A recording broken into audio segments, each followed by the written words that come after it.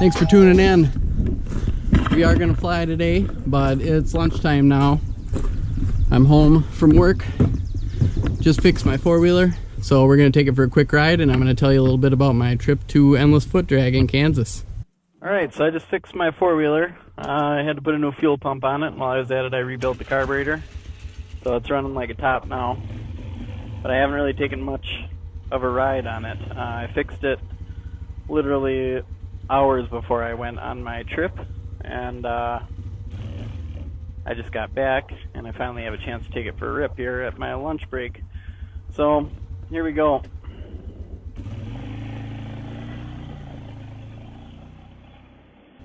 Alright, so we're just going to drive around my neighborhood here.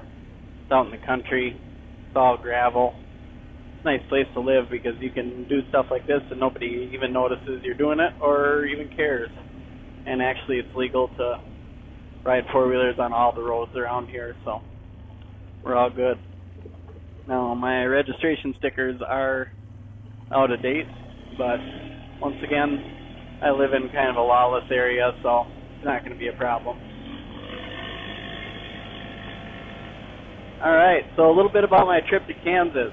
Of course, if you follow paramotoring, last week was the biggest fly-in in paramotoring, is the Endless Foot Drag that Michael Holliday puts on down in Fredonia, Kansas.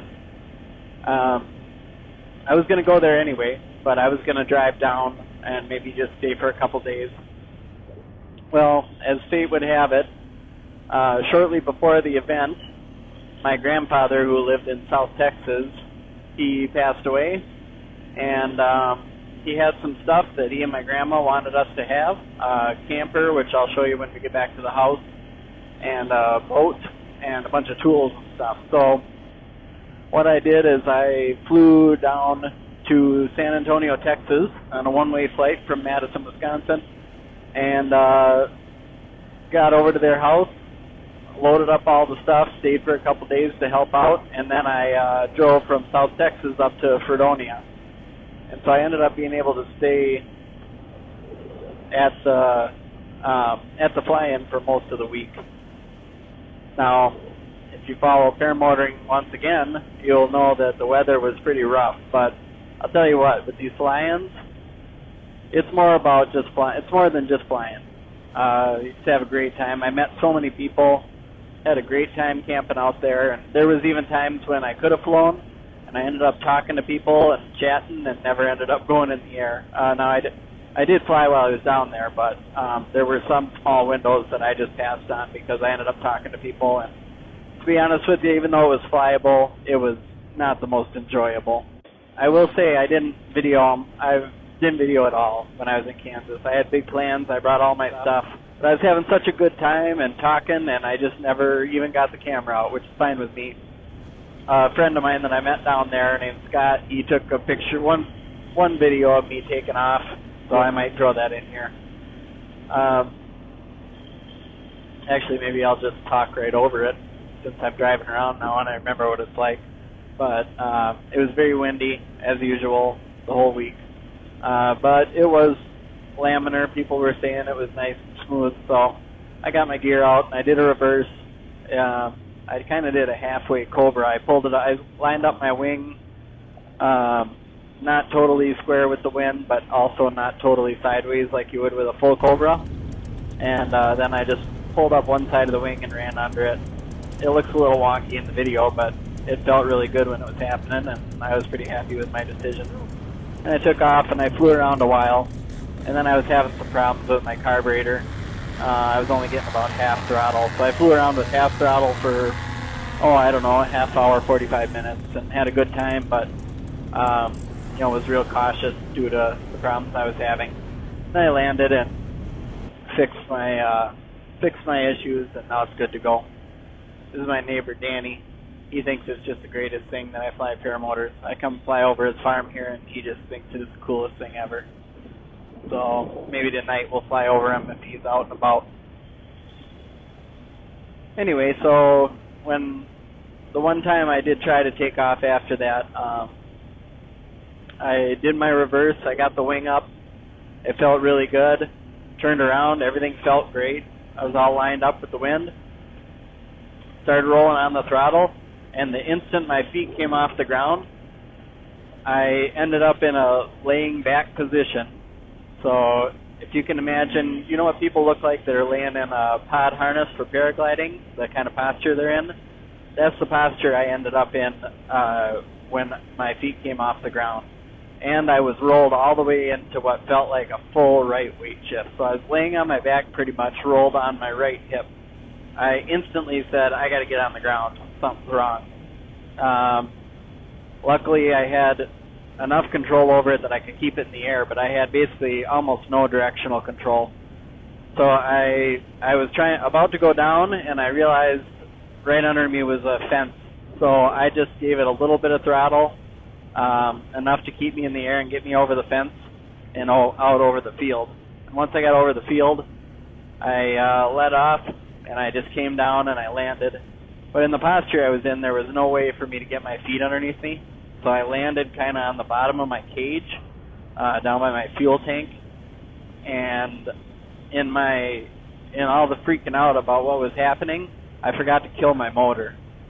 So to add insult to injury, not only did I bend up my cage a little bit, or my frame, not my cage, but I also, when it did bend, the prop hit it, and I shredded the end of my prop. I'll show you a picture of it here. So that was a very expensive takeoff.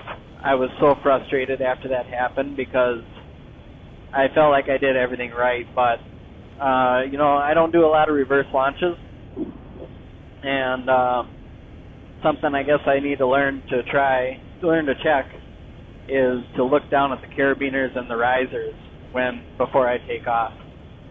What happened was the riser got underneath the left swing arm. It was wrapped underneath the actual J-bar. So when I was on the ground, I guess it was lifting up enough that I wasn't in the seat pushing pressure on it, so I didn't notice it. But as soon as I got off the ground, it was a disaster. So it is what it is. I had to pay a bunch of money for a new prop. I ended up being able to get my frame back to even better condition than it was. It had some bending in it from before. Actually, not even from an accident. It's pretty embarrassing. Right when I got my motor, I put it on a rack that I built, and I was so nervous about it falling off the back of my truck that I cranked the ratchet straps down too tight and actually bent the frame. So before I ever even flew my motor the first time, I already bent the frame. I was pretty proud before this week that I never really did a hard butt landing, never had anything that would mess up the frame or anything like that. But now we did it, got it over with, I guess. But with some ratchet straps and some 2x4s and a little creative engineering, I got it all back, and now it's like brand new. I'm pretty proud of it. It looks perfect, like it's from the factory. So we're all good. We're back in business. We're ready to fly tonight. I can't wait to get up there because now I have my carb issues resolved. I got rid of my crappy primer system that was giving me problems, and also now my frame is straight, and I got a new prop. So, hey, it's like I have a whole new rig to play with. Hey guys, I just had to pause for a minute. There was something I forgot to mention on the four-wheeler ride. After I left the Endless Foot Drag, I stopped just north of Kansas City for the night to sleep, and when I rolled out of bed in the morning, conditions were perfect to fly. So I threw my motor together and went for a quick flight at a place called Smithville Lake, and it was beautiful, and it was a really nice way to cap off the week. So here's a clip from my campsite, and also I have a couple pictures of me up in the air. I didn't vlog at all, but it was just a great flight. Take my word for it. All right, we'll get you back to the video now. This is one of the many reasons why I love where I live. I mean, I'm just home at lunch. Haven't even eaten yet, but I just came home and I had to get out and do something. So took the four-wheeler out for a spin, and you can rip around here, and there's nobody cares. It's a lot of fun. I always like to rip up this hill. This is a really steep hill. Of course, it won't look like it on the GoPro, but starting right here, it's pretty steep. I like to run up it when I want to really kill myself. Woo, my eyes are watering. I should have brought my sunglasses. Alright, here's my driveway. Man, it feels good to have this thing working again. Take a little ride around my yard. So I just planted all these trees. There's 25 spruce trees here. They look to be doing okay. A couple of them have a little bit of brown on them. That's where I buried my dog this spring. R.I.P. Kipper. He was a good man. We're going to plant a tree or a bush or something there on top of him. Alright. Maybe we'll split this up into 2 videos. This will be my just story about endless foot drag, and you can see my property. I hope it's not too wet back here. This is my trail I made. I own 15 acres here. This culvert right here I brought in from my family's farm up north ever since.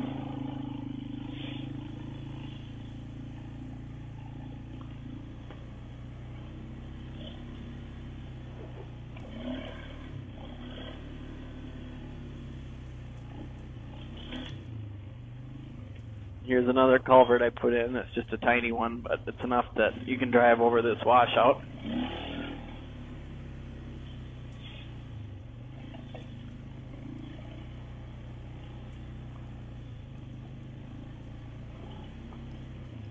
There's some logs on the trail. I have to deal with those sometimes.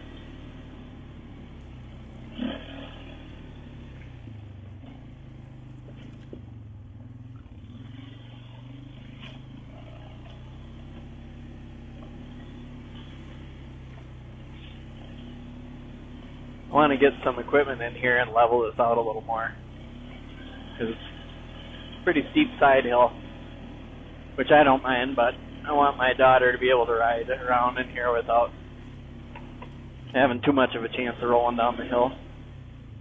Oh, tree fell down here I'll have to deal with.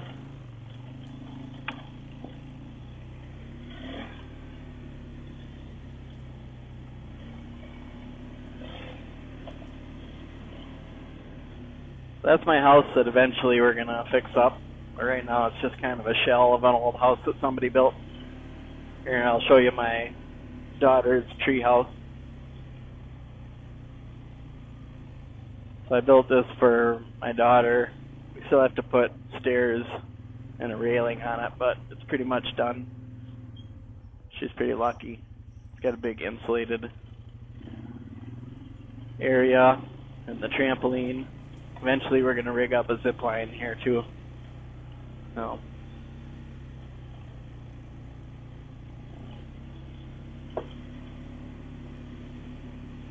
it's really muddy there.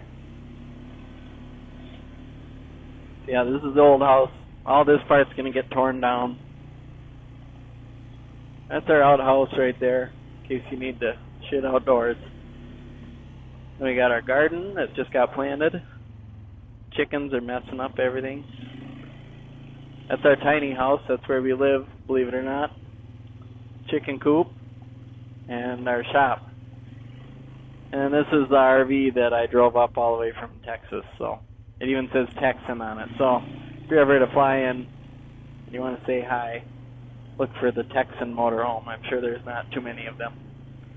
Alright, well, thanks for joining me. I'll split it up. I'll make a separate video about flying tonight. It's going to be a blast, but this has gone on long enough for a video. It's probably already too long, but stick with it. There will be some more flying in, and if there's anything else you want to see me do videos on, please let me know. It's getting to be summertime, and I'm really itching to do some more filming. So thanks for tuning in, and please subscribe if you haven't, and we'll talk to you soon.